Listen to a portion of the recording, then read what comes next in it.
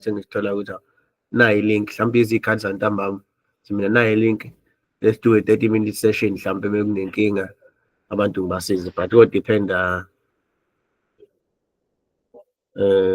abadependa ilokhulu,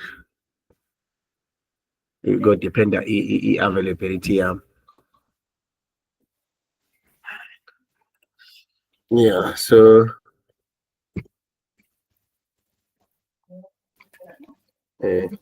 pendulayo.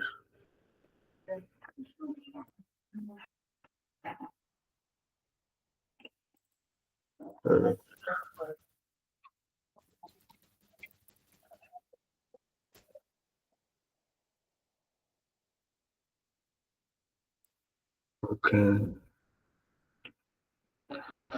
All right. So yeah, ngicela ke yeah. So ileyo update session ya Friday angisitholanga isikhathi njengoba ngisho ngoba ngithola isikhathi sokwenza izinto e-class, including uku-uploada i-session ya Friday nayo ngizoyi-uploada so that umuntu can go back eyobona ukuthi besilungisa bekunjani, though it wasn't i-lesson kodwa ngiyacabanga ukuthi kuzosiza ukuthi nje ibe khona for historical, ngoba omunye umuntu ingqondo yakhe isebenza ngaleyo ndlela ukuthi yazi ngolusuku oluthile kunento ethile eyangisiza kodwa sengiyikhohliwe, then you can go back ukuyibuka leyo recording. Yeah, so today sizoqhubeka nama lessons zethu. Let me just open ifile yethu esigcine ngayo.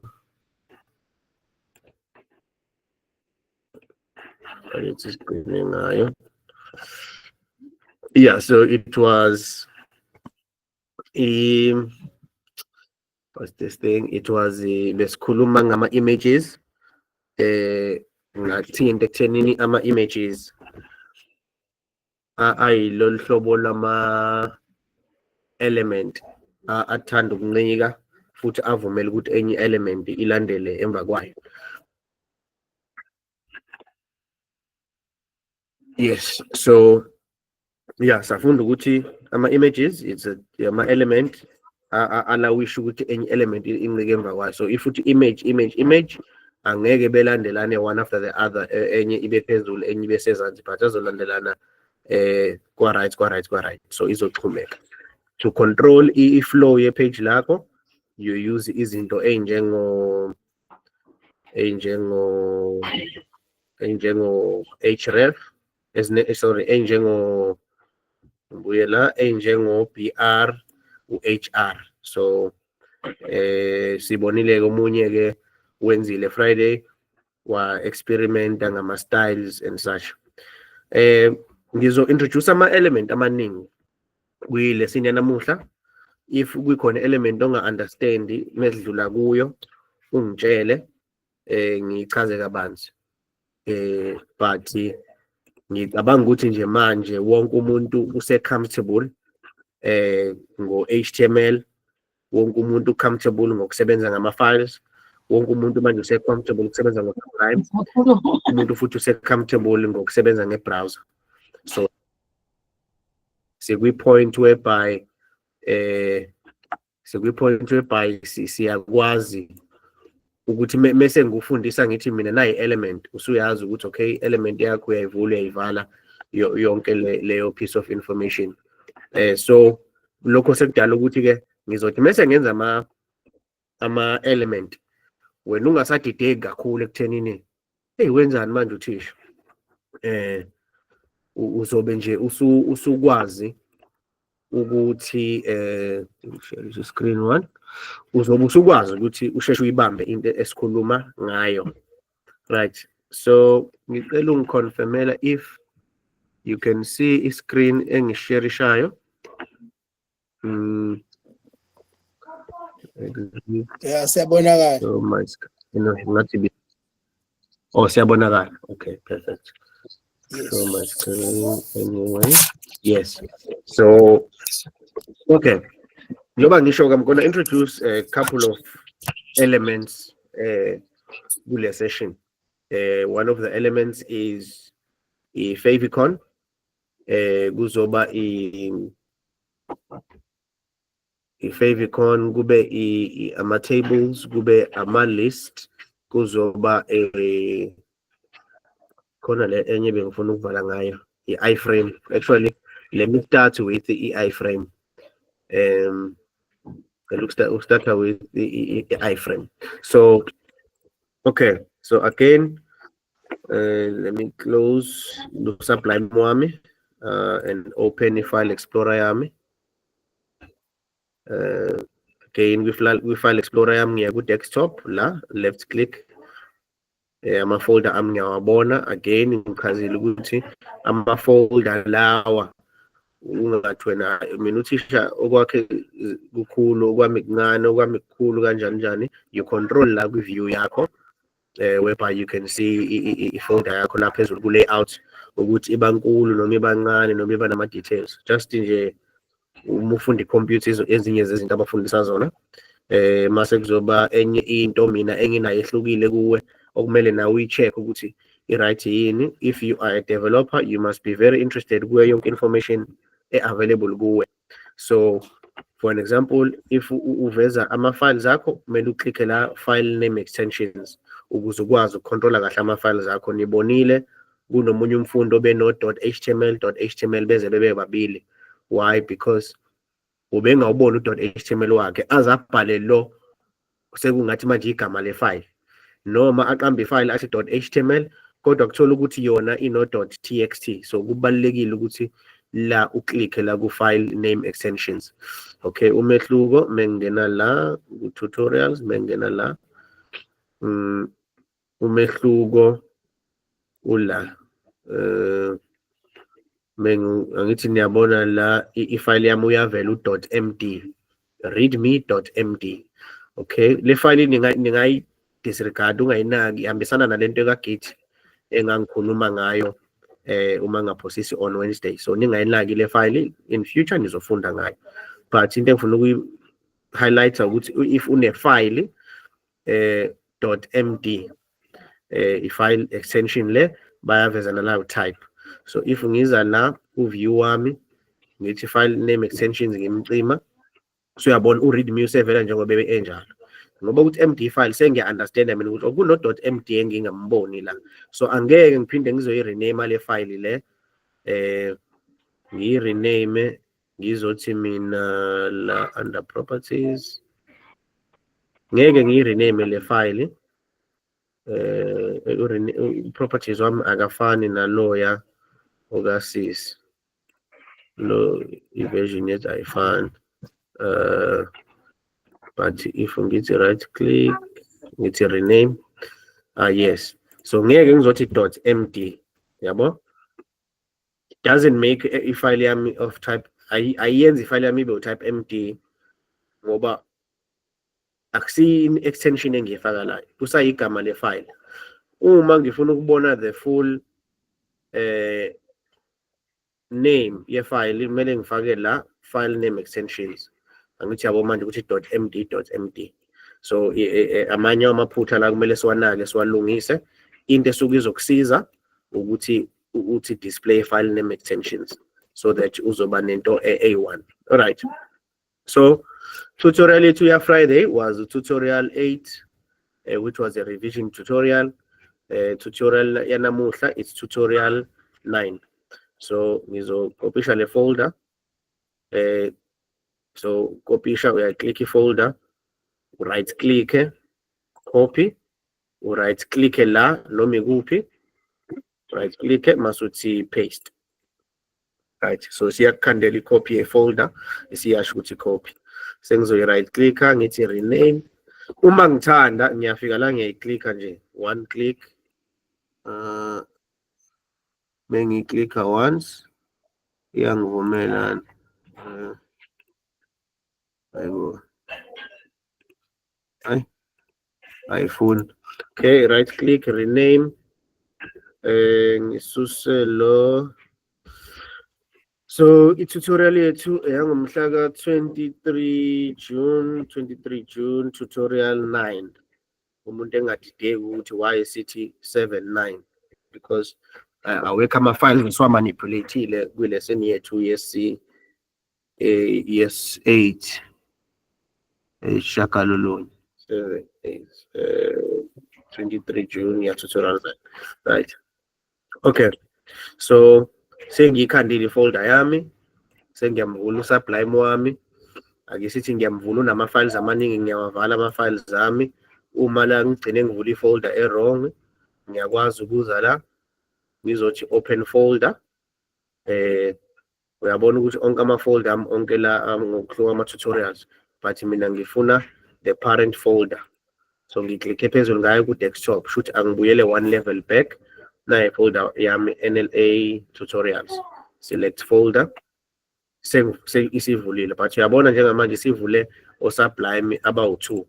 So angiqalanga this time around, ngathi mina close khona lokho ebengikwenzile last time. Mengiyiklikha la, mase ngithi right click, mase ngithi remove folder from project. Ngisuke sengiyivala i-project yami, and then mase ngithi file, ngithi open folder, isuke isingivulela ke la na ku desktop yami, ngiyiselect ifolder yami, ngithi select, mase ngithi select, nayi iyavuleka. Okay, so angivalo yedwa wabo la. Maximize the screen. Uma ngifuna ukuhide lokho noma omunye uzothi lokho kuhidekile, ethi kula nayi le icon la. Nakho bayasho toggle sidebar, control K, control B, right click to switch panel. So nguthi right click, iyakwazi ukuyishintsha ize ngala kwa right, but angizugcina kulokho. But sengisho ukuthi omunye umuntu umedideka ukuthi hayi mina okwami kuvalekile, mengipressa la kuvalekile, ngipressa la kuvulekile, umuntu engadideki. Okay, so nayi i-folder yethu siyayibona ukuthi iyafana ne-folder ya tutorial 7. Into entsha engifuna uku-introducer is a very important concept kwa programming, ukuthi asithandi ukuyiphinda-phinda lokho ubhala into eyodwa. I'm sure njengamanje usuyazi ukuthi mengicreate ifile entsha, ifile yami izokhuluma ngani nje. Any nice sengiyisave ifile yami lapha phezulu nje, file save, sengiyayisave le file yami entsha. Iphi i-topic interesting, umculo engikulo like ingoma oyithandayo, izingoma .html, right? Save. Right, I have a new file now, izingoma.html. Usuyazi ukuthi okay, mesiqala ifile entsha, uma ngivula la ngithi html, uSublime suggest mengithi enter, usungibuyisela sonke i-structure se-file. So ayikho into enye kumele ngiyenze, but uthisha wakho uyathanda ukuthi into yakhe ihleleke. So selecta bonke laba, uthi ngo-tab bakhombisa ukuthi bangama-children, njengoba ubona uhead unalama children, ubody wakho osuzokufaka la kuyizingane. But okusho ukuthi kumele ngibuye la ngikopishe lo based on i-lesson yethu ya last week. Kumele ngikopishe la, copy, ngibuye la kuyizingoma, fake la, right? And then ngi-add, mengithi control save, sengiyayivula ilokhunja yami na tutorial 9, control save, ngiyisavile ifile yami njengoba ubona kujona uba ne-dot mungakasave la. Sengiyisavile ifile, sengiyabuya kwi-file explorer, ngiyabuya la kwi-folder yami tutorial 9, double click, na izingoma. Alright, ifile yami yezingoma mengiyi-double clicka, ingivulela ngibuyela ngiselect uChrome wami lo bengiwuvulile, ngibuyela ngizo-double clicka izingoma, double click, iyavuleka izingoma. So uyazi ukuthi sengifuna ukufaka i-navigation yami la about my favorite songs. So sengizobuya la, ngifaka ispan. Ispan is a type of element encika kwenye if leyo element eyilandelayo iyivumela. So siyazi ukuthi u-A uyancika kwenye element aphinde avumele enye element ukuthi incike kuye. So ispan sami ngiyazivula, ngiyazivala, phinde ngivule, ngivale la sengisikhandile. sengiyabuya ngifaka upipe wami shift backslash pipe yami sungenile ngize la cursor yami ngishaye enter ngikhanda ispace sengiyasho ukuthi style my attribute style wami equals to quotation sengiyafaka ke igama le file yami lengifuna ukwazi ukunavigate kuyo ile file engisanda nakukhanda izingoma.html. Okay, sorry nginephutha la href angisangikhuza ngani sorry ngifuna ukufaka istyle man, so style abuke ngiyadideka style sami, let me undo control z. So uspan wethu sifuna ukumnika istyle abe ne spaces around left and right, all around yena, top bottom left right. So sithi margin sithi 15px semicolon. So control save, mengibuya la ngibuya kwi file yami refresh na ipipe yami inama spaces. Okay, ngibuye sengifuna i-link yami manje ezongilinka kuleli page lami elisha. Ithi a ngivala u-a wami ngivule ngivale. So a wami nangu i-element yami ka-a le isikhandekile, so kumele ngiyinike izinto eyidingayo ukuze yenze into enomqondo. So ngiyazi ukuthi one of the things ekumele ngifake into engifuna ibhalwe ibonwe umuntu osuke ezomchofa lo a wami. So ngiyabhala ngithe mina izingoma, so ngiyabhala ukuthi izingoma mengithanda la ngingathi songs, yabo, noma mengithanda ngathi izingoma engizithandayo songs. So sungathama uthando ngathi wona your favorite songs. Uyabona ifile yami ayisavekanga kunaleli dot la, sengithi control save, sisavekile. Mengibuya la ngi-refresh ipage lami, nazi izingoma engizithandayo, but ingoma zami uyabona i-clickeke azikho underlined, kusho ukuthi ilink yami ayiphelele.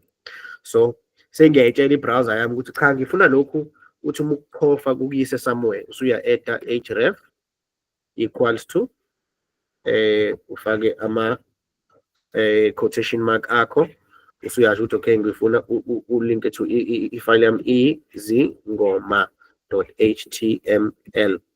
Control save. Okay, sibuye la reload page lami, nakho izingoma seziyaclickeka, right? Sengiye manje ngisakula ipage lami lengoma, kodwa mengiza la kuyicathulo my favorite shoes, ingoma zikho la. So kusho ukuthi yonke ifile mina kumele lokho ngiyemuva ngipress. Angikuthandi ukwenza lokho ngoba akukhombisa ukuba efficient as a programmer, nokuthi ungalokhu uyiphinda phinda. Kunento kwa programming asithi do not repeat yourself. It's a saying nje ukuthi uma ubhala icode angayiphinda phindi into eyodwa. So ukuthi la yabona nje from line konke lokho kuze kufike la ama file awu 1 2 3 4 5 onke anento eyodwa, right? So kumele uhlezi uzama ukuthola indlela zokuthi ungaziphinda phindi. So indlela eyokuthi ungaziphinda phindi kwi-HTML ebuye isize ukuthi ube nalento ethiwa uthathe ifile A1 ufake le information yakho ezoba duplicated, and then kulama page lapho ufuna ukuduplicate le information ufaka i-link to leyo file.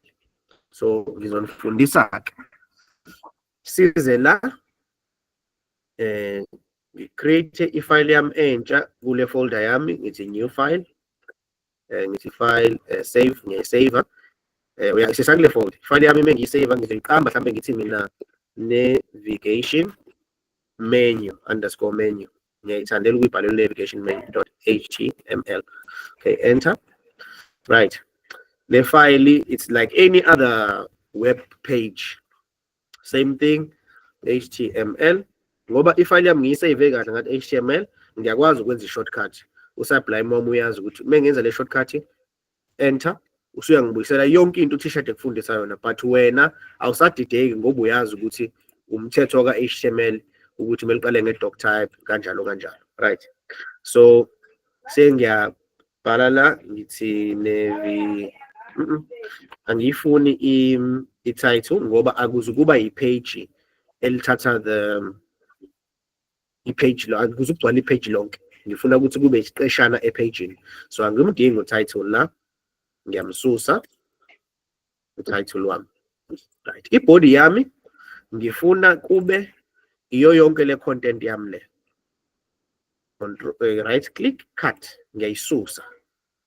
Ngibuya la, navigation menu, paste. Yabo, ngiyayipaste la. Body wami. Ngibuye la, shift tab. Uhead wami, enter, yes. So yonke into yami ikahle, ngiyakhombisa i-parent, nayi-parent nazi ingane. Nayi-parent nazi ingane, yonke into yami clear. So nginaleli page leli, eli-navigation menu yami. Okay, control save. Mengibuya la kwi-page le ngoma akusena lutho. So ngibuye la, ngireload i-page lami. Uyazi ukuthi la ngithi lokhu ukhombisa ukuthi nayi i-file osukuyidonsa. Sengiyakwazi mina ukuthi ngize la, ngiyishintshe i-link yami engilinka kuyo ngithi mina izingoma caps lock, ngithi izingoma.html. Enter. Nali page lami le ngoma. Reload file yami la angiyisave page lami lezi ngoma ngithi yabo ukuthi angaka save kunaleli dot, ingakho noma ngiyi-reloader i-file yami la ushintsho angiliboni. So ungadideki, uyabuya la, control save, suyisave i-file. Uma usubuya la uthi reload, akusena lutho la. Okay. Okay, navigation menu yami, i-file yami isavekile. Ungilalelisise kahle. Kune element entsha engi-introduceayo kuthiwa i-iframe. Mengithi element ekuthiwa iframe usuyazi ukuthi uzovula i-bracket uthi I, uthi frame, uvala i-bracket, uvule enye i-bracket, uthi / nayi element entsha ekuthiwa iframe. Sengiyikhandile. Wena into kumele uyibuze yona ukuthi okay, i-element ekuthiwa i-iframe imaphi ama-attributes ejwayele ukuba nawo noma yiphi content oyifakayo kuyo le element. Athi ngithi control save okwamanje sibone ukuthi kwenzakalani. Okay, ngibuye la. Nali ibhokisi lami. Iframe. Right? Iframe yami ngiyakwazi ukuthi ngiyinike i-attribute okuthiwa for example ngithi source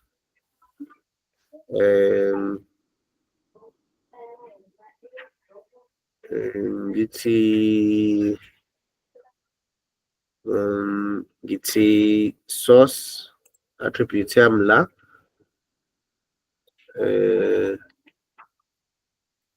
the source one is src equals to ngifake ama quotation mark am. Sengizothi navigation _menu .html. Control save. Sengiyisave le file yami. Sibone ukuthi kwenzakalani. Mengireload i-page lami, uyabona ukuthi nazi izinto zami ze-navigation zonke. But iframe yami yakhumbula ukuthi ibihlezi ipintshekile i-box. Okusho ukuthi ngiyakwazi ukuthi ngithathe le iframe yami le ngiyikopishe, control ngithi right click, ngithi control C noma ngithi right click copy, ngize la kwi-page lami le imoto. Futhi sengingakususa lokho le navigation ekwi-page lami le imoto. Ngithathe yonke, ngiyisuse, control V, sengipaste i-navigation menu yami. Ngibuye la kwi-page lami le ikole, ngisuse konke lokhu, suse konke, control V, paste i-navigation menu. Page lami lecathulo, ususe konke lokhu, ususe konke, faka i-navigation iframe yami. Ngibuye la ku-index, ususe konke lokhu, ngifake i-navigation ye-iframe yami. Ngibuye la kwi-page lami lamakhasi, ngibuye ngisuse konke lokhu, ngithi. So uyabona ukuthi sengi-avoid ukuthi lokho ngiyiphinda-phinda. Control save, control save, control save, click le file futhi, control save, click le file, control save, click le file, control save. Uma ngibuka la onke ama-page ami mengiyekhaya home okay. Njengamanje mengiklikha la inavigate-eka yona ngaphakathi. So kune-trick-ke la ekumele siyisebenzise ukuthi uma uyiklikha ingaklikheki ilokhu ivula inside of yona ngoba isuke actor as if uvule enye i-browser, uyabo. So kumele wenze indlela yokuthi ukwazi uklikha kodwa i-control i-page leli okulona, right? Angani noma kezwakala yini?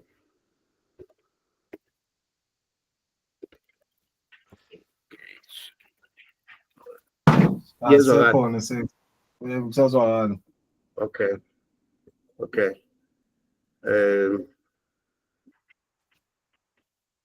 Okay.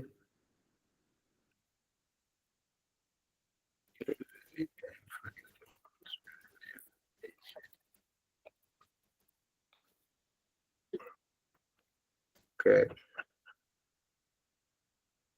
Okay, into yokuqala sizoyilungisa ku-iframe yethu it is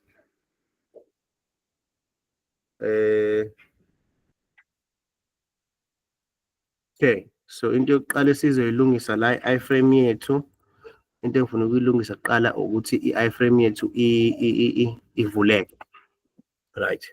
Ngabanga into yokuqala kumele siyilungise lokho before sifix navigation.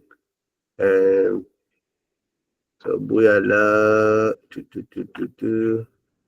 okay, so kune attribute engizoyifaka la ku-iframe yami, height siyayazi attribute ye-height kodwa kunendaba na kakhulu ngifuna width. Width wami ngithi 100 ngithi percent, control save. Ake sibone ukuthi kwenzakalani.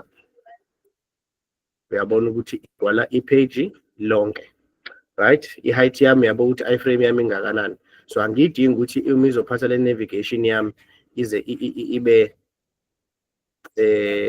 this high or ibe yinde kanje. So i-height yami ngizoyisetha, for an example height yami ngizoyisetha mhlawumbe ake sithi ngithi 20 pixels. Control save. Page lami leyingoma. Uyabona ukuthi kuyakhatheka la into zami. So angibuye ngilisethe ngithi 30 px. Control save. Sibuye la kwi-page, reload. Okay, kungonywana. Mhlambe ngibuye ngithi 40 px. Control save. Ngibuye la. Yes, so kuvuleke kahle. Right, so enye into engifuna ukuyicontrola kule frame yami engingayithandi i-border. Angifuni ibe ne-border ngoba angiyidaleli ukuthi kahle kahle umsebenzi wayo isikhathi esiningi usuke uzolinka enye i-website inside of yona iframe. So for an example,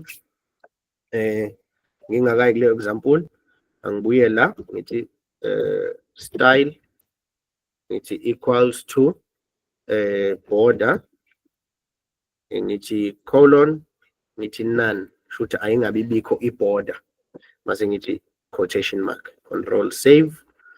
Ngibuye la page lami, uyabona ukuthi isibuyile navigation yami. So again, if ngikopisha lokho engikubhalela konke, right click copy, ngibuye la kwi-page lami leyimoto. Nale page lami leyimoto, yakukhumbula ukuthi mengiza kulo la ithi izimoto, uyabona ukuthi kumi kanjani. So ngizo update le iframe yami, ngithi paste, sengiyayi override. Ngifuna i-width kube 100%, i-height kube 40 px, style kube ne-border. I-border yami ngiyayicontrola ngithi mina my border ayibe unone, ayingabi bikho ngoba already i-border ibikhona, so sengiyayi override. Okay, ngisave ifile yami, mengireload la, sengithi reload, siyabona manje sibuye navigation yami inhle phezulu. Right, so sengiyabuya la, same thing, ngiyapaste, control save, ngibuyela kwicathulo, ngiyapaste, ngiyapaste, control save, ngibuye la, ngiyapaste, control save, ngibuye la, ngiyapaste, control save. Ngiyapaste, control save. So mengiza la kwi-page lami, ngibuye la. So uma ngireload ama-page ami onke, so ngizothi izimoto, ngithi amakhasi, right? Uyabona isekhona i-iframe yami. Ngibuye la phezulu izikole, press enter, ibuye i-iframe yami. So the reason mengipressa la ngingaphansi ku-iframe kube ngathi i-navigator ngaphakathi, it is because angithi yabona nali i-page lami. I-iframe originally i-design yakhona ukuthi to embed another page kwi-website yakho. So mengibuya kwi-page lami lengoma, ngifaka u-iframe, mase ngithi https, sibone ukuthi uzosebenza yini, https www.facebook.com, control save, ngibuye la, ngenze kuliphi page la, ngenze kwi-page lethu lezingoma, right? Izingoma, right? Refuses to connect, but siyabona ukuthi la iyazama ukuconnecta ku Facebook.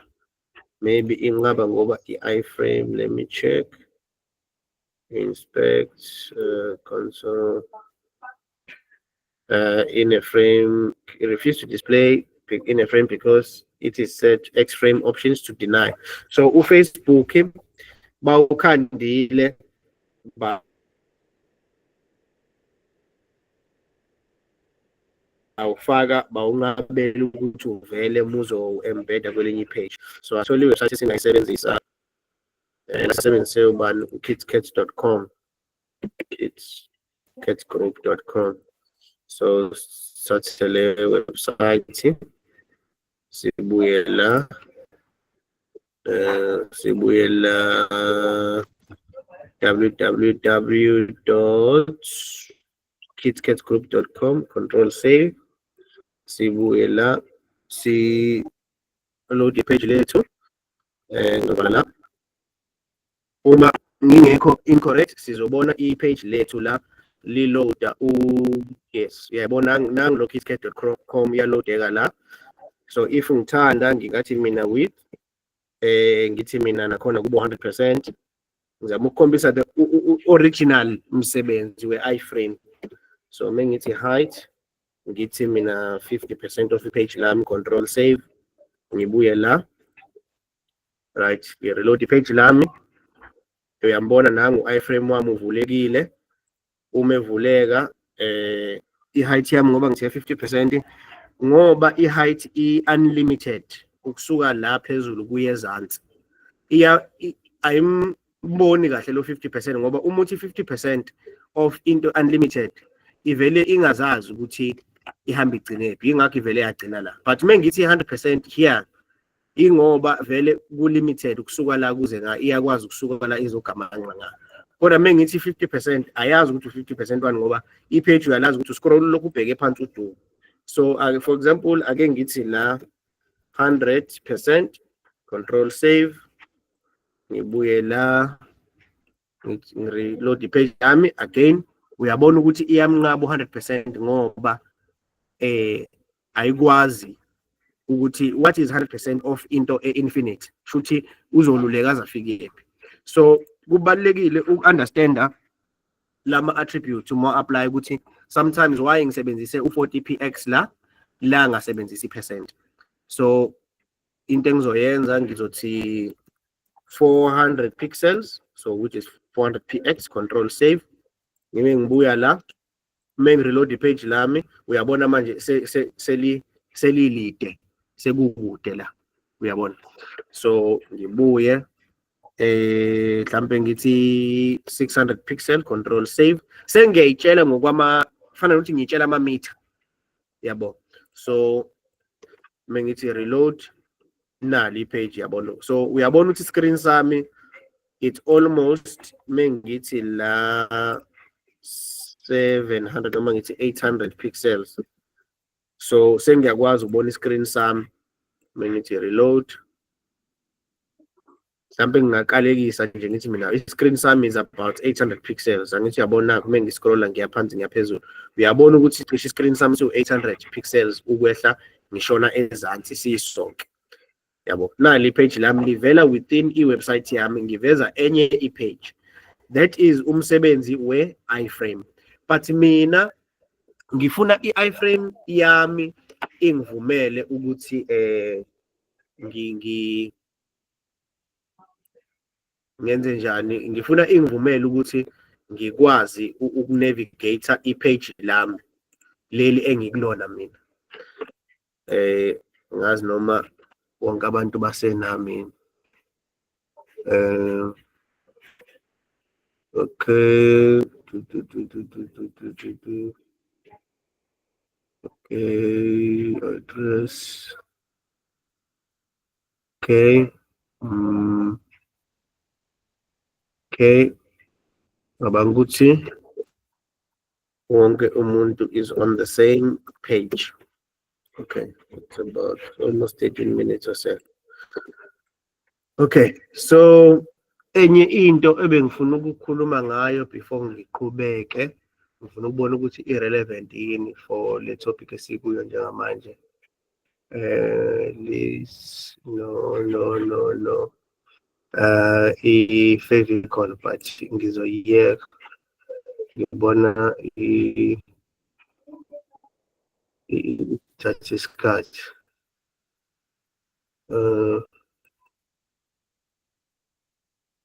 Okay.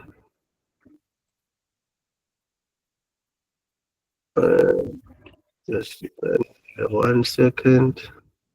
Ngiphuza amanzi.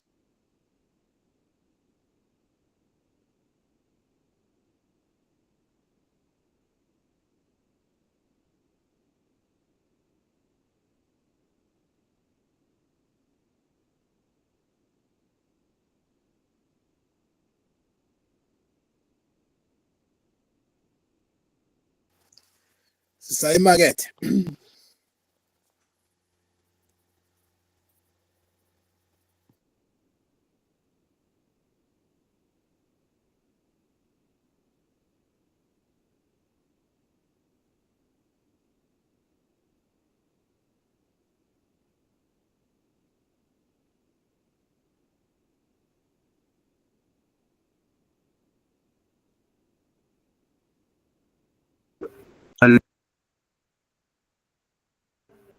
Hello. Sengibuyile. Okay. Sengibuyile.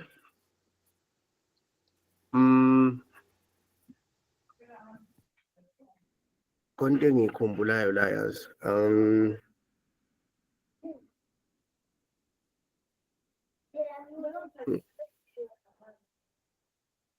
Okay.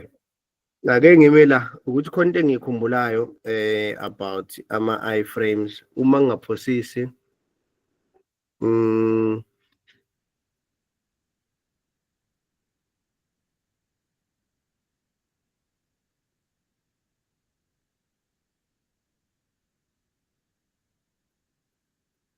ngiqhubekeni bekufundisa wona noma ngamanje asengenza kumele ngi-introduce u-JavaScript, kanti u-JavaScript bengingakanifundisi wona.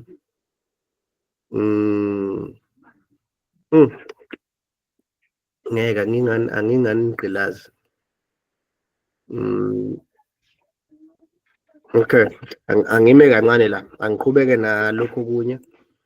Sizoshiya kanje lokho kona ngizana kwama-iframe, kushiye la until ngize ngi-introduce i-topic ka-JavaScript so that sizoqhubeka kahle. But okwamanje, what you need to understand ukuthi i-iframe allows you ukuthi u-embed enye i-website. so uyakwazi uku-embedda futhi amanye ama HTML pages ukuze ukwazi ukuwasherisha across i-website yakho. But ukwenza leyo control kuyadinga ukuthi wazi uJavaScript or usebenzise uJavaScript to handle ama-events alento engishoyo, but so asikupake lokho for now ngoba ngibona ukuthi manje ngizobe sengintida kakhulu. Ngifuna ukufocusa kakhulu ku-HTML, yingakho no CSS ngimjampa ngingagxili kuye ngoba ngenzela ukuthi senze one topic kahle siyiqede, and then mase singena ku-CSS wazi ukuthi okay sesenze u-CSS manje. Mase singena ku-JavaScript wazi sesenze ku-JavaScript ngoba ungadideka kakhulu, especially for umuntu osuke eyi-beginner. So ngicela ukumphaka la u-iframe u-right njengoba ekanje. Okay, so ngifuna ukuthi nginifundise lento le, it is i-favicon. So i-website yethu siqhubeka siyayibuilda, sifuna ibe yinhle njengamanye ama-websites. Control save, reload. Okay, sengikhiphile le iframe yaka KitKat, so ngiyibonela la. Kodwa uyakhumbula ukuthi mesipressa la i-iframe ngoba isuke i-embede enye website izo displaya ngaphakathi instead of ukunavigate la ngaphandle. Very important njoba nasekuqaleni ngoba bengivezele ya website la thi ngiyibuyise, bengithi control Z, control save, ngibuye la, let's reload. Mengireload le page lami, okay, siyabona uyabuya uKitKat wami. Ngifuna ukukhombisa ukuthi le behavior eyenzeka. So ngoba ngisuke ngila, mengipress home la ngaphakathi ishintsha uKitKat wami khona la ngaphakathi. So similar nala ngifake mina iwebsite yami la ngaphakathi kuleli page lami ukuthi mengiklikha la engise kuleli page, mengiklikha la engise kuleli page. So nangu find the store ukuvela konke la within, yabo. So lokumsusa lo iframe sesiyayazi yenzani. Ngizo introducer uma ubuka la iwebsite yethu, ngizo selecta Facebook konke ngifuna uyibone.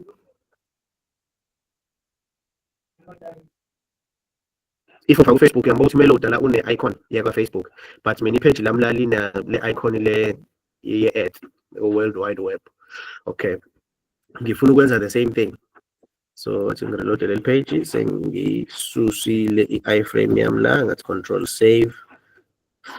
The way to control that, it is to introduce enye into la phezulu, or touch le ngayifakanga. I think it's easy. Ngoma engizithandayo, control save. Mengibuya la, control ile information izingoma engizithandayo. Right, so another thing introducer, it is a link element. I-link element allow-isha ukwazi ukuthi ulinke ama-resources akwi-folder yakho, kwi-website yakho, to i-page lakho. So i-element leka link, usuyazi mengisi link, uthi link kanje, uvale, or it's angithi yabona njengamanje ngifuna ukukhombisa, angithi ubonile ukuthi ngithe link ngavala,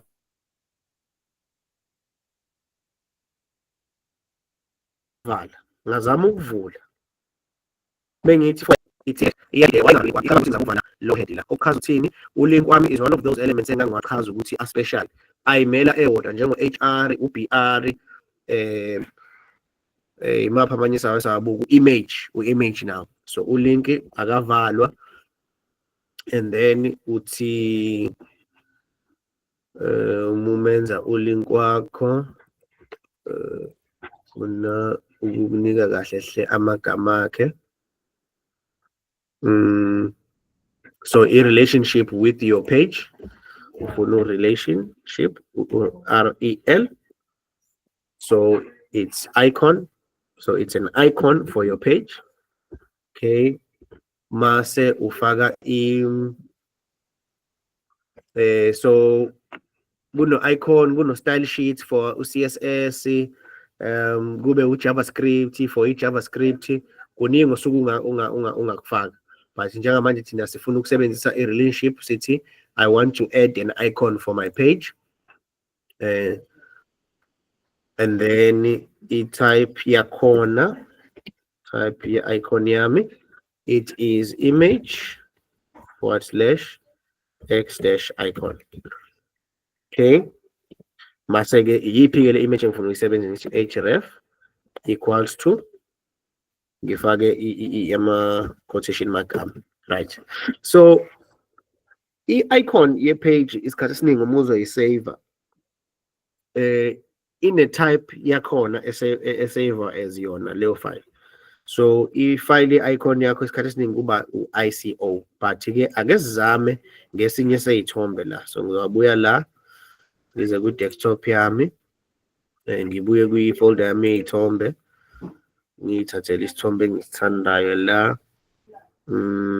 Nase isithombe se-snow lesi noma i-ice noma i-snow, ngithi ngikhuphule la ukuze ubone.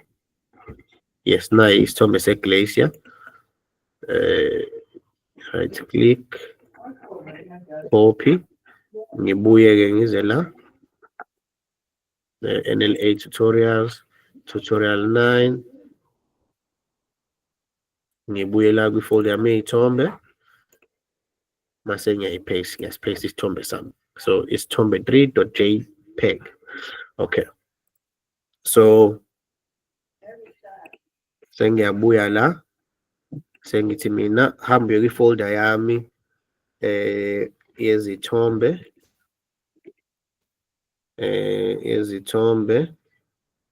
mase ngithi / mase ngithi isithombe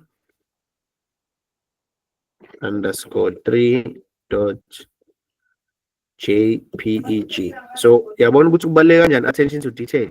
Iy'thombe ey'ningi ezila kwi-folder yethu izithombe, kwaba ne-folder ethi izicathulo, ama-webp, but lesi siwu-JPEG, JPEG.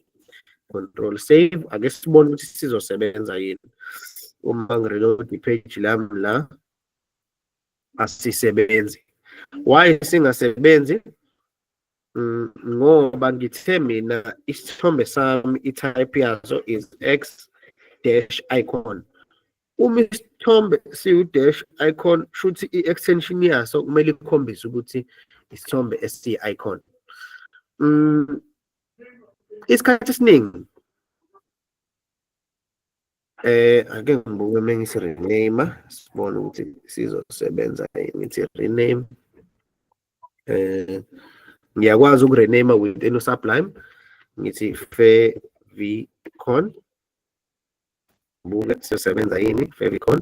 Ngibuye kwi-page lami la, ngi-reload i-page lami. Okay, still asisebenzi. Okay, it's fine. The reason ingasebenzi, ngifuna ukukhombisa la ukuthi you can't just take any image mase uthi wena uyenza i-icon. So i-website ihambisana kakhulu nalento ekuthiwa ama-designers. So noma abanye baze bathi i-web design, because ihambisana kakhulu nama-elements of iy'thombe nokudesign ukuthi into izobuya kanjani. So uma uyi-designer ke, there's a lot of other files I introduce guy. One of them is i-favicon or icon type file.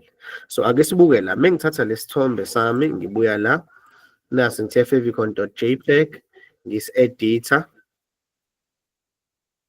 ngithi rename, sengiyashintsha i-type yakhona, ngiyashintsha, sengithi ICO omele u-icon. The type of file is icon. Bayasho ukuthi ngishintshe extension, the file might become unstable. Yes. Okay. Uyabona ukuthi i-browser yami, i-file explorer yami ayisakwazi uku-understand ukuthi iluphi uhlobo le-file kahle hle, ngoba ayingivezeli i-app ezovula le-file, but iyasho ukuthi type is icon. So sorry, iyasho ukuthi uhlobo i-icon, but ayinayo i-app e-default yokuvula ifile yami. Bathathe ngibike la, mengishintshe ifile yami isiwu ICO omelo icon. Mase ngithi control save. Ake sibone ukuthi kuzosebenza yini. Okay. Maybe page early correct. Izingoma, favicon, izithombe. Okay. Fane ngabe kuyasebenza manje. Okay. Check lang inspect yini wrong. Inspect. Izithombe ubuke ngine misspelling aningikhuzi ngani. So ngibone kanjani ngize la ngivulela ngathi inspect. Lento ngithi it's a developer console. Isiza i-developer ukuyitshela ngayo yonke into eyenzeka kwi-page layo. So mengiza la kwi-console yami ngiyakwazi ukubona ukuthi failed to load resource. File not found. Error file not found. I-error lese ngiyitholayo. Mengibuka la ithi bithi load le file ayitholi. Ithi izithombe/favicon.ico. Mina ifile yami isave under izithombe. Shuthi ngimisa ubhila. Ngifaka ubhi wami, control save. Mengibuya la, okay, ngivale lo, mengithi reload, nasi isithombe sami la phezulu. Right. So ngikufundise lento while ngigo through kahle ama possibilities ukuthi ungayenza wrong as a student, but ukube ngivele ngakujuma nje ngathi mina ngikhanda isithombe ngivele ngisi rename ngithi .ico ngizosifaka la, ubuzodideka ukuthi why senza lokho. So senza lokho because kuyi standard sakwa HTML. Ake sibuke why futhi ngithi kuyi standard. Size la, size kwi page la ka Facebook. Okay. Ngoba ngithe yonke into esiyenzayo nabanye bayenza. Bengithi right click ngithi inspect. Angithi ngithe i-developer console ikutshela yonke into ngepage osukukulo. So mengiya ku head, I'm expecting to see ukuthi bamfake kanjani lo Facebook lo la phezulu. Okay, njoba ngibuka la kuno script, kuno link. Excuse me, ngishilo ngathi link kuba nama relationship ahlukene. It's a manifest angendaba. There is a link alternative. So we are bayasho la ukuthi okay, if iscreen i-width yakhona ingaphansi kwa 640, umuntu mise ku m.facebook.com. So umisa kwi mobile version of Facebook. uFacebook umuvula kwi mobile umuzothi web.facebook.com ukwifoni yakho uzoshintsha akise la. Bakontrola konke la kwi head ye page lakho, but angixilile ke lapho. Ngehle kuningi sisazokufunda. Ngifuna ukubona la ikhona lento ekuthiwa le ade sifundisa yona namuhla uthisha.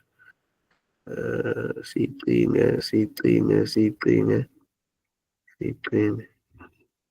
Okay, uyakwazi ukwenza control find, which is for searching. Ngithe control ngathi F kwavela lento lethi find by string, selector or XPath. Shuthi ngiyakwazi ukusesha kwi page lami mekunento engiyifunayo. So ngizothi icon, sibona ukuthi yavelani. Nakho relation icon href bayangikhombisa ukuthi nali inangizane itholakala kuphi icon yami .ico.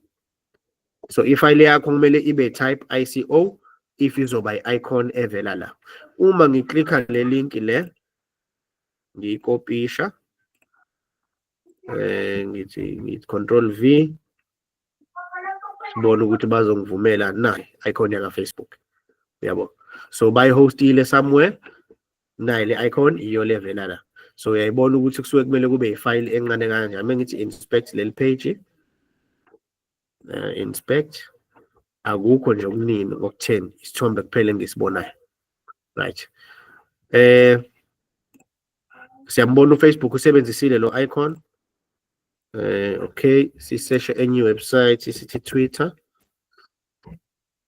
Osebathi uX. Ngikhuluma nje ngama website amakhulu adumile aziwayo ukuthi bona benza kanjani into. Ngifuna ukukhombisa ukuthi thina lokho esikwenzayo namanye ama website ayakwenza. It's the same background is the same teaching into eyodwa. It's just bona baqashwe kwa Twitter bayokhanda lento kwa Twitter. Now ungaqashwa somewhere else uyekhanda somewhere else. Check la uhead wabo nabo vele banezinto eziningi iwebsite enkulu le. So kunezinto eziningi okusuke kumele bayifake ezihambisana nokucontrol page. Okay, ngehle ngicinge futhi nakhona ikhona yini into ekuthiwa icon la. Okay, kunezinto eziningi. I can just say Control F, which is finding. So ngifuna ukuthola kuleli page le HTML into ekuthiwa icon ngiyayitype. Okay, nakhu relation Apple touch icon okusho ukuthi bona sebethi ke manje le bafuna icontrol kwi .png akusiyo le ngifunayo. Okay, angithi yabo bathi la 1 of 6. So ngifuna ukuthola icon or noma ngithi .ico. Yes, nakho. Bathi bona shortcut icon iyavela ke la absolute.twig.com favicons. Angithi yabo bathi favicons. Leli gama lethi favicon ukwalibona ngilisebenzisa la. Ibizwa ngokuthiwa i-favicon, i-icon ye-website yakho. Okay, bathi favicons. Ngibuye la ukuthi khona enye yesibili ayikho. So iyodwa ifile abayifakile yaba no .ico. Bona ke eyabo ayihostwanga kwenye indawo ila kwi-absolute path ngalendlela ukuthi angikwazi ukuyikopisha ngizoyichecka la eceleni njengoba ngicheckile ka Facebook ngoba bathi la iya ku absolute path shuthi nayi. So ngisuse lo ya // ngayifakela lo abantu banakhona nakho nayi le icon yakho. It's a public file, right? So angifuni ukugxila kakhulu kwi-favicon. So i-page lethu leyicathulo uyalibona ukuthi lisaveza lokho kudala leli leyingoma liveza le icon yethu le. Okay, mengithi inspect ngibuka i-page lethu nami same thing mengithi control F kwi-page lethu ngifind .ico ayikho la. Mengiza kule page ngithi right click ngithi inspect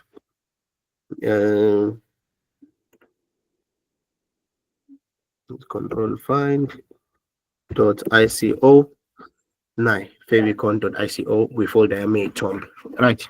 So ngizokwenza ke the same thing kuma files ami onke. So ngithatha le link yami ngiyayikopisha ngiyabuya la phezulu control save ngiyabuya la page lami leyikole title control save control V control save ngibuya la page lami leyicathulo control V control save ngibuya la ku index control V control save ngibuya la page la makhasi control V control save. So ama page yami njengamanje as I navigate izicathulo.html nayi icon yami phezulu. So ukusho ukuthi noma ngithi la mengithi history angithi yabo uTwitter kuvela icon, Facebook kuvela icon, mina ipage lami history isiyavela le icon yami yesithombe seGlacier. So njengoba ubona usuyazi ukuthi uGoogle ngoba eveza lo 23 calendar usuke emcontrol kanjani, yabo. So one of my elements esiwakhavile today ngibuye kwi-page lethu leyingoma ngifuna ukwenza i-list yeyingoma zami kune-element ngizothi iyini ngizothi iyi-compound akusiyi-element ehamba iyodwa njengokuthi mengithe mina mhlampe P element ukuthi uzothi P suqedile, yabo. Lena it's a compound element ekuthiwa i-unordered list. So UL siyathanda ukunqamulela kwa programming uthi okay yona awuzukubhala la njengoba ngi-terminalist awuzukubhala la uthi uthi umzila iyiphi enye ingoma ekhona mhlampe angithi ngi-terminal unordered list wena usuyabhala la uthi umzila uthi space mhlampe ubhale uthi iziphi ingoma ezikhona nje asibuke ingoma ziyangibalekela nabo Gucci laba babalokholisha mhlampe uzothima uthi hu yabo ukuthi hu ngeke ukuthi hu kanje ulindele ukuthi sekuyilist yakho le ephelele kwi-page lethu le izingoma yabo. So ngifuna lento ibe yilist. So senza kanjani uma usuthe unordered list kusuke seku-wrong uma usuzobhala la siyakucontrola la ukuthi kumele ufakeni asikususe lokho uthi new line it's a compound element unordered list and ordered list ubusufaka i-list item so la uthi li vale vule uthi sengiyabhala ke la ngithi mina ukuthi right phinde ngi-add enye item uthi list item li uvale uvule uvale la uzuthi mhlambe Gucci control save ake siboneni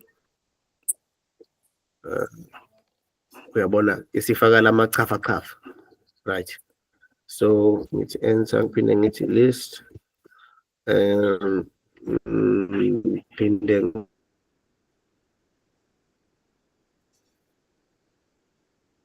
ufake noma yiphi ingoma hit after hit right vale ule control save ngibuya so ukhangela list unordered list mase kuba khona enye i-list ekuthiwa i-ordered list uvule la uthi ol uvale bracket uvule uvale so une-ordered list uthi enter mase uthi list item nakhona uphinde umvalo list item wakho usuyayirate manje ukuthi cha unumber 1 wakho yini angithi le enye unordered ibhalele nje zonke wena usuthi manje uhit after hit unumber 1 wami ubuye la uthi list item suthi Gucci unumber 2 wakho noma ngithi ukuthi unumber 2 uthi unumber 2 wakho ngithi mina list item ngithi Gucci ngithi list item control save mengibuya la uyabona ukuthi sifaka unumber 1 number 2 number 3 right so nakhona angizukugxila kule kunto yama list it is njoba ngisho ukuthi ngiyanifundisa nje ukuthi nansi enye into ekhona nansi enye into ekhona right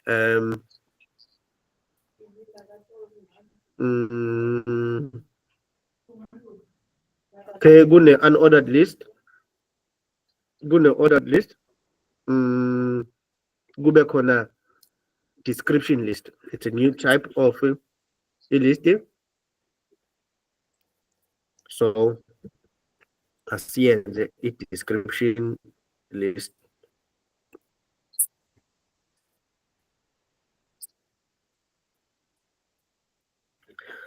so kusho ukuthi umfundo la useyazi ukuthi DL description list njengo list which was UL or description list ubuye okay usuyabhala la usuthi hit mhlambe asikaka ngenapho hit dt file so usuyasho la ukuthi iGucci yakho so you need description usuzothi dd okay value dd wakho and then iGucci yakho uzothi mhlawumbe usuyafaka ukuthi Culoba uthi Umthandeni sk phinde futhi uyabuya uthi dt ufaka uhit after hit usuyavala udt wakho ubuye uthi dd usuya describer okay so make description usuthi hit after hit uka Jenny okay ubuye uzothi dt i-list item yakho, and then describe besithe ubani ukuthi sithi ukuthi kulaba ukuthi okay, sibuye sithi dd, sibuye la sivale ngifaka ukuthi ubacula ukuthi anibazi angimazi lona, control save. Okay, sibuye reload. Siyabo ukuthi list yami iba kanjani ukuthi Mthandeni SK hit after hit ugatsheni ukuthi angimazi. So it's a different type of list asuke available kuwe. So muthanda la ungafaka u-dash just ukuthi ikuvezele kahle la. Okay, control save. Okay, reload.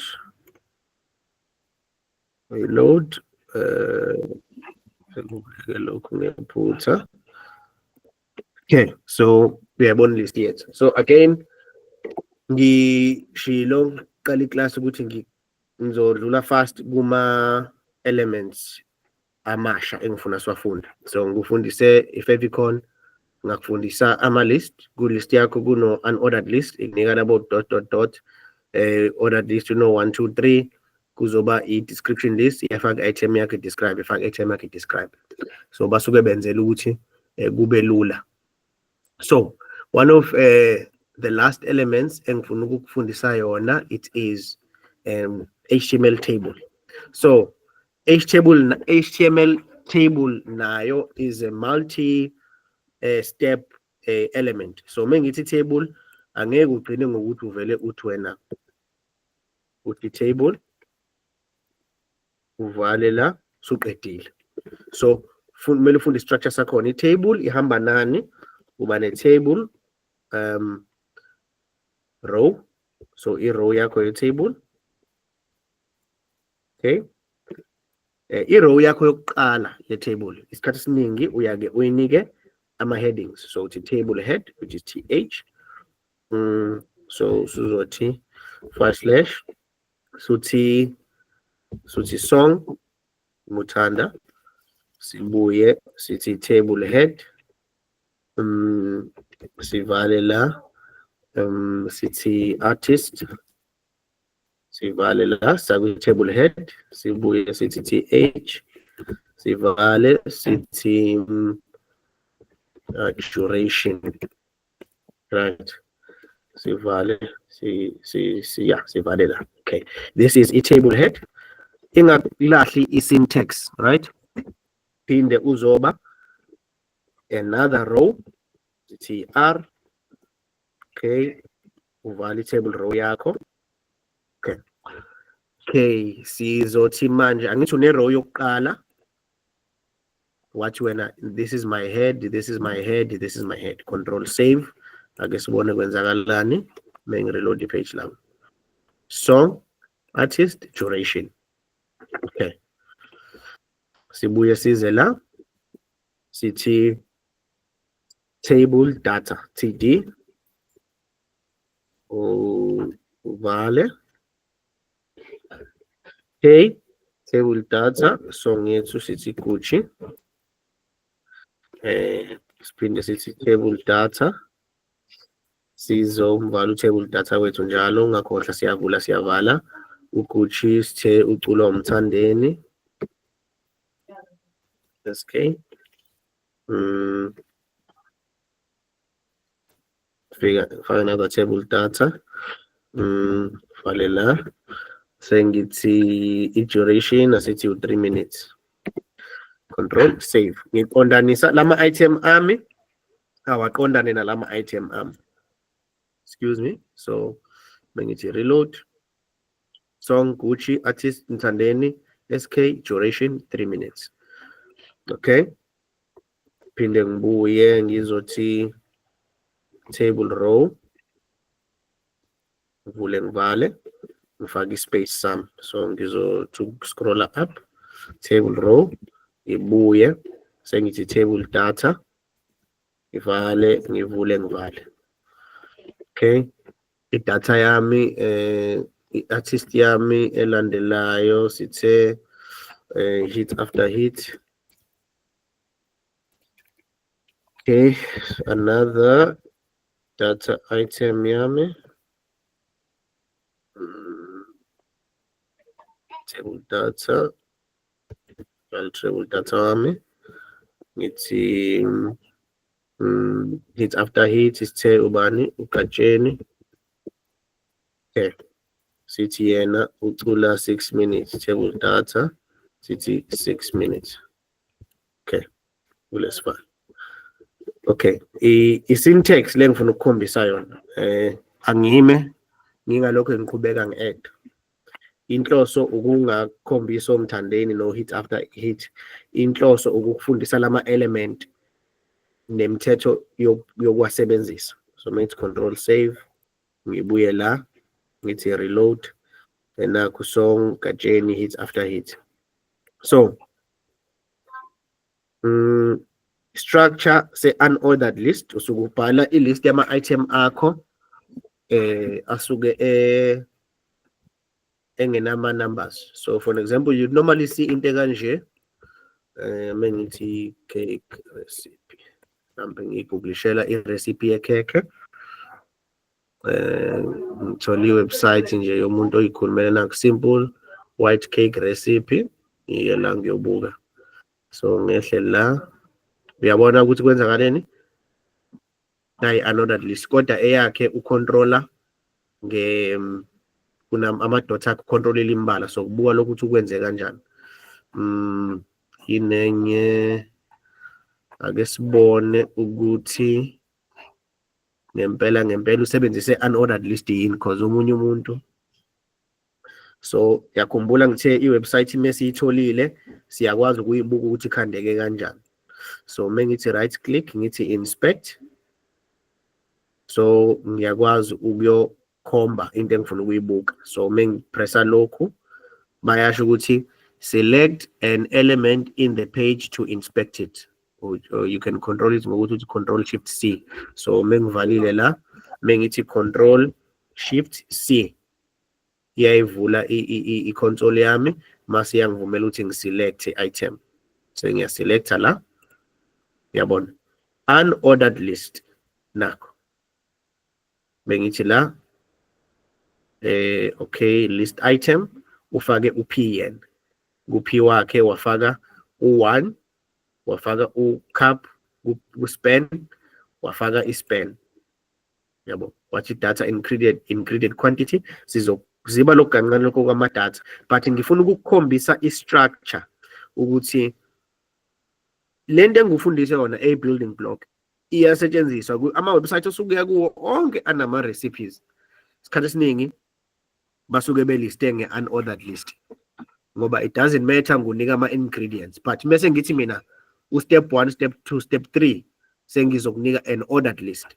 So nakho unordered list UL singivale lekho, ngifuna ubuke nje the structure u-UL uvaliwe, list item, list item, list item, list item, uyabona. So i-website ne-website oya kuyo uma ukwi-browser yakho, anything esuke seyifundile, uma ubona ngathi yazi lento uyayifanisa, ungasabi ukuthi uthi right click, uthi inspect, uselecte le icon yoku-inspector, mase uyoyikhomba lento ofuna ukuyi-inspect, so that uzoyibona ukuthi u-HTML wakhona ukanjani, right?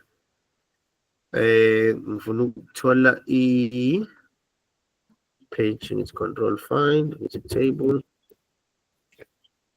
akanalo itafula lo, bengithi table, iwebsite yakhe inayo i-table nalo, kodwa manje ulisebenzise laba complicated kakhulu, so ngizomyeka lo table wakhe, ngizomyeka.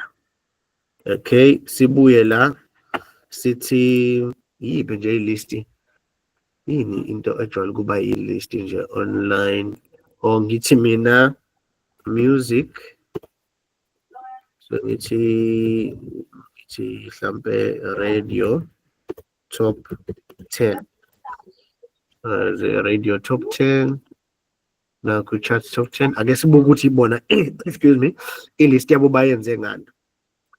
Mengiyibuka le element i-table le, ake si-inspect, sithi inspect. I-website nje engiyiseshele yona ngithi inspect, mase ngipressa la leli button leli, mase ngiya-inspect. Nangempela table, bano-table body, mase kuba u-table rows. So enye indlela yoku-create i-table, uyamdefine u-table body, kodwa-ke asimenzanga thina, but into ebalulekile u-table, une-table row. I-table row yakho yokuqala iba ama-head, table head, nangu-number, artist, track, last week, ukuthi ube number ba. And then you have a table row, table data, table data, table data, table data. I-website ngiyigooglishele nje ngayicheckela. Uma ngithanda ufuna ukukhombisa something interesting, mengithi right click ngithi inspect, ngi-inspecte le element, click la, ngithi inspect. Okay, ngi-inspect yonke, ngithi ule ibulitafula le, ngithi inspect, funa ingiveze nangu table ngiyambona. Mengithi right click ngithi copy, mengithi copy element, ngimkopisha element, ngimbuyise ngizompaste la khonto engifuna siyibuke. Ngize la, ngiza nje ngezansi kwi-page lami. Okay, ngithi paste, control V. Wee. Okay, uma ngibuka la table body, okay, sekuvele kwaba i-mess, kodwa khonto engifuna uyibuke. Simpastile lo, ngithi control save, akasabanga ne-structure kahle. Ngifuna ukuza la kwi-page lami, so ngimvale lo, ngize la kwi-page, mengi-reload i-page lami, uyabona? Number, artist, track, last week. The same way ngoba ngenzile la, but bona umehluko phakathi kwe-list kwe-table yami neyabo is ukuthi sebesebenzise u-CSS, yabona?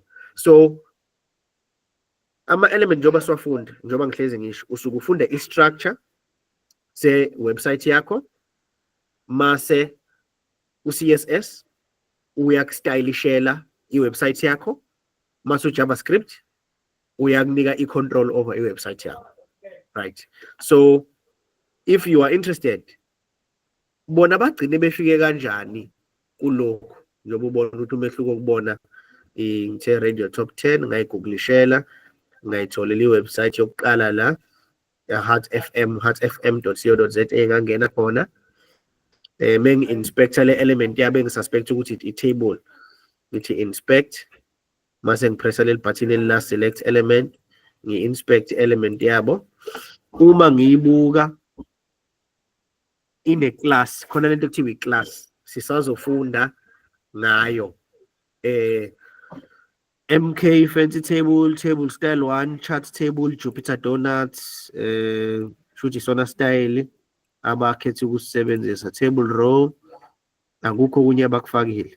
Span class, chart entry point previous, VC icon element, ama-classes la ucontroller umbala wale icon, for example. So mengiyibuka nayi icon yami, background color gray, okay, angigxilile lapho, but ngifundisa i-structure.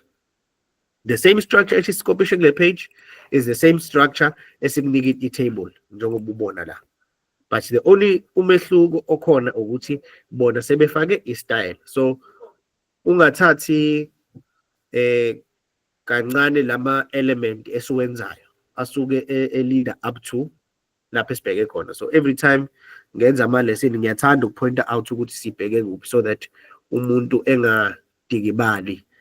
Control Z, ngiyasusa le table, ngifuna ifile yami nje igcine lama element ade siwafunda. Sigooglishile sathola i-website ene unordered list, example, sathola i-website ene table, example, singagooglisha i-website enama mhlambe ene ordered list, singithi mhlambe best soccer player in the world. Mhlawumbe ngithi players. Ngitholele umuntu nje mhlawumbe oyilistela ama-best players. Kodwa isikhathi esiningi bajwayele ukuthi babhale bafake i-description. But ake sibone basebenzise in. Hayi lona usebenzise i-list ngale ndlela. Nalokhu akusiyo inkinga, kodwa-ke sekunesitayela kakhulu lokhu. Nithi ordered list, sibone ukuthi khona ni best footballers top 100 numbers lokho bechaza. Okay, laba mubuka la ungathi basebenzise in la, uyabona ukuthi this is a table. Uyabona ukuthi this is a table. Line table head nakho. Kodwa mubuka la ku gray lo uqamile kunalo ongala ugray. Okay. Ngeke simthole asithi okay, singayigooglisa sithi HTML ordered list example.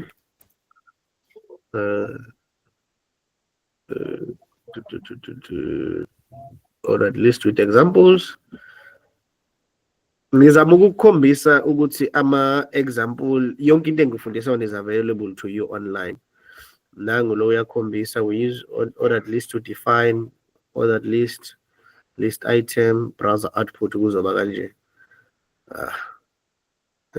Hayi. Nangu seyasho la ukuthi start attribute, uyasho ukuthi list ayiqale number 5, isithi 5, 6, 7 instead of uqala ku1. Uthi lo start 5 type is A, which means izoba ngama-alphabet, uthi qala alphabet 5. Okay. But angicilile lapho. Nested list uyakwazi ukwa-nesta chapter 1, lesson 1, lesson 2. So usuyabona ukuthi the example iyakhombisa ukuthi ungayenza i-multiple choice question paper yabafundi online. Bekwazi ukuklikha la umuthi wena question 1 uthi A, B, C, D, akwazi ukuklikha umuntu ukuthi yiphi correct yiphi wrong, yiphi correct yiphi wrong, by taking advantage of ukusebenzisa ama-list akho. So bakhombisa the advanced examples here. Nansi enye, prepare the ingredients. Basebenzise i-ordered list, ngaphakathi bafaka unordered list. So number 1 wakho uthe prepare the ingredients, njengoba ubona prepare the ingredients. I think ngiyikopishe le, ngiyayithanda le example. Copy. Okay. Ngibuye outside table ngithi paste. Ngibuyise ngaphakathi. Yes, ordered list, list item, unordered list ngaphakathi, exalt but control save. Sibuye la, ngale. Okay, ngireload i-page lami. Nakho prepare the ingredients, uqhamukaphi uthi ordered list, the list item yokuqala ngivale la, ngiyaba minimizer njengoba besenza na kwi-website. So ordered list item uyayivula uyayivala. Okay, simvale no table wethu, description list, sivale lo. Okay, so mengifuna ukuvula lo ngimbuke, i-list item yami has prepared the ingredients and ordered list items. So bengibuya ngilindele ukubona lo list item 1 wami abe no 1, ngilindele ukubona laba benama dots. So sengiyabuya la ngiyabuka page lami uno 1 lo nama dot. Number 2 akanawo ama unordered list items. Uyambuka number 2, uyamvula, akana lutho. I-child yakhe i-text kuphela. Uvula number 3 une text aphinde zoba enenye i-list as a child. Right. Njengoba sibona la. So ngicela ukugcina la into ebengifuna ukuyiveza kakhulu kule lesson, amanye ama-HTML element asiza uku-control i-data esiyiveza kwi-page lethu. ungalokhu ufaka ngo-p ufaka o-span kunama element abasinike wona kwa-HTML ukwenza ukuthi kube lula ukudisplay information ejwayele ukuba common. As abantu siyathanda ukulista izinto, as abantu siyathanda nje ukubhala ama-list, siyathanda ukurepresenta information ngendlela ethile. So basinikezile lama-items, lama-element ukuthi sikwazi ukurepresenta i-information. Umehluko kuphela wena usunalo lolu lwazi ne-website ekhanda omunye umuntu is ukuthi yena use-apply ama-styles ukuze akuvezele ngendlela ezoba yinhle emehlweni yalo muntu osuke ebuka iwebsite. But wena usunayo i-foundation ukuthi lokhu abakwenzile nawe ukwazi ukwenza. So ngunika nje i-task esimple. Next time usebenzisa iwebsite noma yiphi website ozobe uyisebenzisa, uma ugooglisha, mhlawumbe ugooglisha ufuna i-lodge noma ugooglisha i-menu ye-restaurant, right? Ngizothi restaurant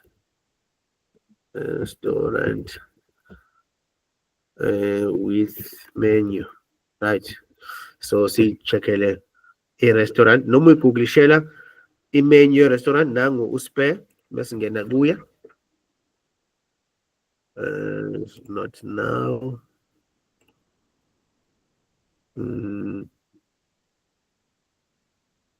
Okay, bayenze uspare bathanda elama restaurant anama menu enayithombe. Sifuna i-restaurant ene-menu ngasizi ithombe. Uma ngibuka lesi structure lesi sinobutable, but ake ngisi-check, right? So next time you visit ama-website ngunika i-task yokuthi uyihluphe ukuthi ubone ukuthi okay laba abenzanga i-table but they used ama-divs ba-controller. Lokhu ngizokufundisa baya-controller column 12, column MD6, column large for padding top, MD3 padding top, MD03. Ngizokufundisa konke lokhu ukuthi kuchaza ukuthini i-style leso control. Ngifuna nje i-website but okay angingagxili kukho. Bengifuna ukukhombisa ukuthi next time you go to a website ekurepresentele information, zibuze ukuthi I wonder le information ukuthi basebenzise which elements ukuthi bayirepresente kimi. Ngiyasibona istyle ukuthi i-decorate kanjani, amagama amakanjani, but which HTML elements did they use kulawa mina esengwazi? Njengoba sengi-extende, ngifana nomuntu ukuthi ufunda i-language and ngi-extenda i-vocabulary yakho, sengunika amagama amasha kwi-dictionary yakho ukuthi oh igama elithile bengilisebenzisa. So lama element ase-ede lokho, of which ngifundise nge-iframe, which is for embedding another website kwi-web page yakho. Kuzoba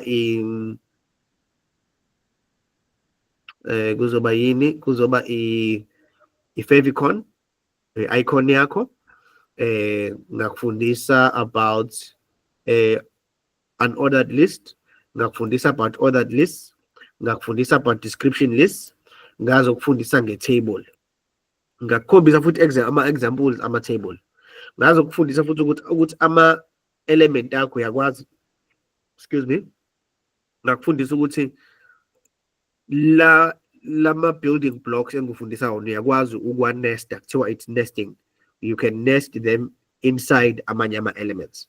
So i-exercise yakho, it is to go play around online, Google ama-website are interesting to wena, your take a lot, or ama-website akho angecathulo noma yini noma imoto, uzama ukucinga ama-element abasebenzisile umuntu, or laba fake ini phansi kwani, laba faka ini phansi kwani, so that uzo-increase nawe inangizana ukuthi ubuke ukuthi what are you capable of kulento engikunike yona. Ngicabanga ukuma la ngingaqhubeki, sizoqhubeka Wednesday. Ngiqale i-recording ngo 7:10. Now it is 9:20, which is I think exactly 1 hour 30 minutes. So angifuni ukwenza iklasi libe longer than that. Abanye sebeyazela. Ikhona imibuzo?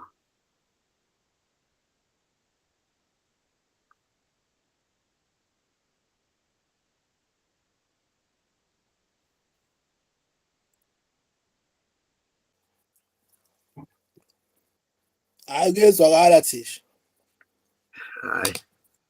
Kuhle. Sengaba ukuthi nje kulokhu lokho multiple question kade ukhuluma ngakho lapha kuma table. Yes. Sengiyalingeka ukuthi ay sayenza yabalula icriteria yokuthola abafundi bale program.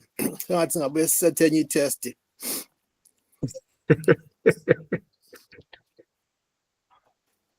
Sivele siyikhandela i-test sibe ne-website ene-test masuba ama-multiple choice questions. Ukuze sithole abazongena kule program. Sihlunge kubo laba khona. Hayi. So ngiyajabula if ubona what's possible. Ngiyacabanga no Mantshinga. Ikhona imibuzo eklikhayo ekhanda ukuthi yazi amaphepha engiwasethela ama-students ngiyazi ukuthi othisha banayo lento ukuthi okay ingane namafoni eklasini, but ezinye izinto akumele siyibuke ngendlela negative all the time. Kumele siyibuke ngendlela constructive. Ukubuka ukuthi ingane sezinamafoni zine technology, so asithathe advantage of le technology. For an example, you can create when ukuthi class lakhe ingane zakho, you can make multiple choice questions. Ungazoprint amaphepha uhulumeni ngoba engasinika amaphepha. You make a website, ufaka multiple choice questions, abafundi uba nabo eklasini, you tell them ukuthi bangene ku website yakho, maybe you time ukuthi okay available from 10 to 11. Uma ebuya kule website after 11 akusaveli lutho. And then you make a student isifaka igama laso phezulu, ufaka igama, ufaka isibongo, and then uyaba timer. Ubuza imibuzo, umuntu aphendule la efonini, yabo. So uyakwazi ukuselect so mhlambe question number 2 when we are controller mhlambe kwi phone yakho ukuthi okay ku website yami manje sengifunda kuvela question number baphendule bonke ngalama multiple choice questions. Into ngenza example angicabange sesanga, but it is into le technology sifunda eyenza kube possible leli tools ukuthi ubone ukuthi ngoba sisalela ngaphandle kwezinye inhlanga. It is only because they take advantage of leli tools. Baya move away from ukuthi print amaphepha multiple choice aqikize ngomsizi ukuthi kufaka khona umshini enye technology eyavela wazi ukuthi i-multiple choice paper questionnaire munayo. I think iyasetshenziswa muyo bhalala liphepha kuthiwa NBT, National Benchmark Test. Uqikisa bakutshela bathi phatha i-HB pencil, bakuvezela ABCD, uqikiza ngomsizi. Mase bayawathatha lawo maphepha eyofakwa kumshini oskenayo ukuthi uselecte mapha ama-option for which question. Uyabona ukuthi ukuze uthatha advantage of that wena musa esikoleni sasemakhaya kumele uyothenga lo mshini omkhulu, kumele ingane wenze sure zinama-HB pencil, kumele wenze sure ukuthi unalamaphepha lawa special askenekayo ukuthi ekwazi ukumaka. Uma enza iphutha seline fault lelo phepha, uyabo umfundi benza iphutha. But usuyabona manje ukuthi awuyazi I can use what ama-students already have. Ngenza i-website, ngifake multiple choice, ngenze make sure ukuthi i-student mesikhona eklasini lami siyakwazi ukuloga in le website, siyakwazi press question 1, question 2, question 3. That is ngenze nje example, that is a product. Thina abantu esila eklasini kuleli class bengahlangana abafundi abathathu bethi asiyenze lento and present it to uthisha uMantshinga. Nangu uMantshinga ukhona la kwi-group yethu kwi-class lethu, athi thisha uMantshinga, what do you think of this? Nibe naye nikhande i-website along yena ecabanga ukuthi yazi okay mase ngiyaveza kanje siveze kanje siveze kanje. Ukhande a solution esolver a real world problem. Usuyaqala uyahamba no Mantshinga, nihamba nethimba lenu nini bathathu, nithi nayi website, you go you pitch it kuthisha omkhulu wasesikoleni lapho kufundisa khona Mantshinga, nithi sisacela uku-experimenta with ama-classes athile, maybe give us i-term yokuqala. Sifuna ukubona ukuthi ama-students abamba fast kangakanani bese bafundisa ngale ndlela ukuthi sibavezela ama-quiz ngale website yethu, right? Ukuthi kuvela question 1 baselecte fast, kuvela question 2 uyaba timer la kuyavela isikhathi. It's a product eningathi beniyikhandile noma engathiwa siyayikhanda from this class engaba i-product of this class, you present it to lesa sikole, we see ama-results ukuthi i-improve kangakanani ama-marks e-student. Uyakwazi ukuyiprograma ukuthi uthi okay, i-student mesifeyile u-question 1 angisivezele u-question 2, question 3 njengabanye abafundi, kodwa ngoba u-question 1 ufeyilile angiphinde ngimbuyisele u-question 1 ngimbuze ngibona ukuthi usakhumbula ukuthi ekuqaleni ube-wrong, all within efonini yakhe umfundi, yabo. So ama-building block okwenza lokho yikho lokho esikufunda la.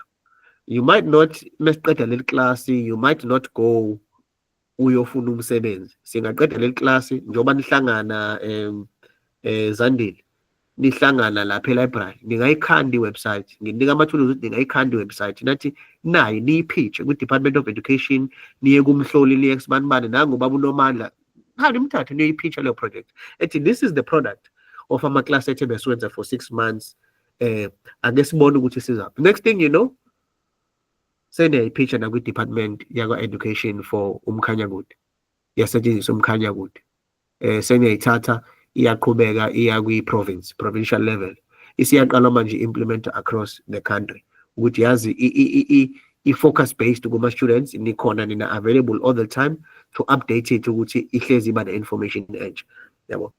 So uyaqala i-product yakho usuyayidayisa, you selling it to the Department of Education, noma seniyakhokhelwa ukuthi niqhubeke niyi-develop, isiba more helpful to abantu abaningi. Othisha kusadingeka ukuthi bahlezi beprint amaphepha, yonke into ila kwifoni ye-student. Uthisha mengenile uyakwazi ukucontrola yena nge-tablet yakhe, ethi akuvelela ama-question for this amount of time, rapid fire questions. Uthisha wenza i-lesson for 5 minutes, wenza ama-rapid fire questions la efonini, bayaphendula. And bathanda ukuchofa amafoni, they use amafoni. It's just an example, but yiwo ama-building blocks lawa esinawo, ukuthi amathuba omsebenzi wakhanda ngakho lokho. Usuyaqala senine-team, seniba u-5, seniba u-10, khona abenza i-section ye-maths, khona seyuyabahlukanisa, khona ababhizi no-paper 2, khona ababhizi no-maths paper 1, khona ababhizi ne-physics, khona ababhizi ne-life sciences, khona abafocusa kuma-languages ukuthi how can we better make lezi nade nginifundisa. Yakhumbula lento yokwenza ama-paragraph, yokustructureish, usuyakwazi ukuveza isiqeshana esithile, wenze mhlawumbe i-language isiZulu, niveze i-question, umuntu bambuza ukuthi usibanibani kwakwenze njani endaweni ethile, ahluleke umuntu ukuphendula, ibe wrong i-answer, uthathe isiqeshana from incwadi uyosiveza ukuthi le information buzoyithola la ku-page bar, ku-number bar, paragraph number bar, i-paragraph number bar ithi 1 2 3. Ngenze i-example nje, maningi ama-ideas afike ekhanda njengoba ngikhuluma, but it's important to be creative. Uma ubuka lama-building block ungathi sifunda ithebula, i-list, ngizoyenzani i-list mina, yabo. But think of it, ucabange ngokwe-project ofuna ukuyenza, ucabange ngokwe-field okuyona, ucabanga ukuthi ngasiza kanjani ukuthi isolve a real world problem. Sengiqhubekile ngarenta, but I hope abantu bayibona i-benefit yale program njengoba siyenza, i-benefit of learning a skill such as this one, ukuthi sikwazi ukuthi sihambe sikufikise phi in future. Hayi akumale lapha. Iningi kakhulu. Siyabonga. Iningi kakhulu imali, iningi kakhulu. Uthi kakhulu mfowethu. La ukhona nje i-research project engiphezu kwayo ethi the role of digital technologies in mathematics education. So the role of digital technologies. So a topic engiyenzayo for i-research because I'm doing my honors in mathematics education. So yeah. Enye yama-topics yabo nje usuvele wayikhava yonke. Usuvele wayikhava yonke. Hayi ngathi buyi-professor. So asiyenze. Yabo nje manje sengingoba beqedile ukubhala, sengizohlala manje phansi ngicatch up kahle-ke. Hayi inhle kakhulu siyabonga. Yes, I'm willing, if there is a passion project eninayo, I'm willing ukuthi ngingakuguide ukuthi izikhandeke, even ukuthi ube bathi i-minimum viable product, MVP, you pitch it, you present it. Uhlezi ubona kuthiwa ama-startups ubona kwa-TV kuthiwa uGoogle is funding this. There's a lot of money kule nto leyo kuthiwa i-education technology, i-edtech ngokwefield kaMantshinga. If you Google edtech ubuka ama-project enziwayo ne-funding efakwa khona. It's the foundation is what we're doing la. In fact, e-learning i-material yakhona ikhandwa ngale program. Exactly. Yabo. Hayi inhle So- kakhulu mphathi ngoba vele sesiyamuva from traditional teaching methods. Sekuyawa Kunjalo. kwe-e-learning Yes. one way. I-COVID Yes. isitelelo i-COVID. Yes. So you can take- uyinikeze homework i-program imcontrole yona ukuthi awudluleli kulesi sibalo ungakasenzi lesi. Exactly. Exactly. Ibe i-program Exactly. ifundise yona.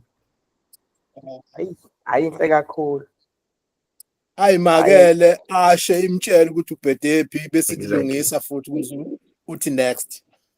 Yeah. Hayi inhle kakhulu mphathi. Hayi Hayi, sizozama siyabonga. ukutabalasa. Abolungisa ama-file Mantshinga. Hayi sekuyohlala ku-tutorial 1 Exactly. up to the last manje ngihlala phansi ngitshela yona. Okay. Yeah. No gift lapha uzosiza ngokugift hayi ngathi muhle kakhulu la. Yes. All right. Yes.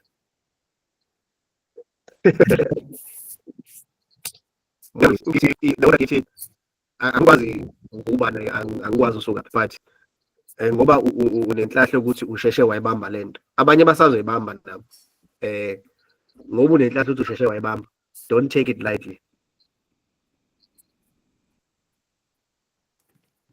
Yabo, don't take it lightly. Kusasa, this can be your bread and butter. There's a lot of money kule nto. Angizwa kahle mina. Yes, so yes, please again, yeah. So siyimisele senza ama-tutorial sincenge sibone ukuthi at the end of the 6 months siphetheni. But abanye abenza ama-honors njengoba ngihlezi ngisho ukuthi as we go along when you can design i-website ngendlela yakho ungagcina usupresenta yona le website as your part of your honors project uthi umuthi uyayipresenta uthola ukuthi iphenduka ibe masters because of uthema uyi-researcher wayenza waphinde wayi-implement eklasini mhlawumbe ube nama-results ukuthi there's been this improvement on i-student ebesibhala phansi unamamaki ama-previous records aleso student you then bring up ama-record student after you've implemented le website yakho of just nje imbuzo question 1 awushi iphinde imbuyise mewushile ingamvumeli adlule mhlambe ku-section ba until azayazi into leyo nto leyo yabo so imnike ama-question awodwa but in multiple ways ngendlela ehlukahlukene. It can be your honors project iphenduke kube i-masters. You'll never know. Uphenduke ubona ka-TV PhD manje kwa-education into yenzile iyababazeka but we can only dream. Yeah. I guess sibonane Wednesday. Sengayengeza umpangazithi umphathi lapha hayi ngeke ngihlulwe yikhehle impela manje. Yami ngiyatabalasa. Hayi ngiyayibona iy'ntuli zakho ziyeza le kude kodwa. Yeah. Hayi siyabonga. Okay. Sure. All right, no problem. Asibonane Wednesday. Nibe nobusuku obuhle. Wathi ubaba uNomandla nisuke seniyolala vele. Awukhona nohambayo.